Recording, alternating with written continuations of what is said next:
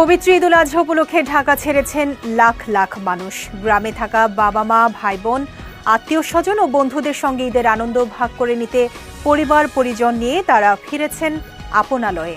গত কয়েকদিনে নৌ, বিমান ও সড়কপথে বিপুল সংখ্যক মানুষ গ্রামে ফিরে যাওয়ায় যানজটের শহর রাজধানী ঢাকা এখন অনেকটাই ফাঁকা। ফলে যে কেউ চাইলে রাজধানীর এক প্রান্ত থেকে অন্য প্রান্তে দ্রুত পৌঁছাতে পারছেন। আজ ঈদের দিন রাস্তাঘাট ছিল প্রায় ফাঁকা। বিভিন্ন সড়কে সীমিত সংখ্যক যানবাহন চলাচল করছে।